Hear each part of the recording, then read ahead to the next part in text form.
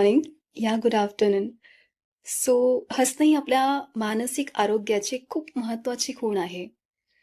कधी-कधी आपल्या आयुष्यात असे काही प्रसंग घडून जातात, की जिथे आपण आपलं हसणंच विसरतो, हसणं हरवतो आणि आपलं मन हे सतत गंभीर राहू लागतं. पण मानसशास्त्र सांगतं, की हसणं ही एक सवय आहे, जी पुन्हा नव्याने शिकता येते.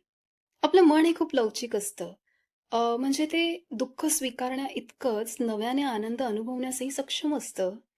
नवीन अनुभव, छान माणसांची साथ आणि स्वतःसोबत घालवलेला वेळ हा आपल्याला हसण्याच्या नव्या कारणांकडे घेऊन जातो.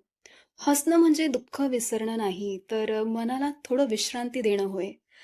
खरं तर मन हे थकलेलं असलं तरी ते नव्याने उमलण्याची ताकद राखून असतं आणि म्हणूनच आपल्या आत दडलेल्या आनंदाच्या क्षणांना पुन्हा नव्याने शोधा.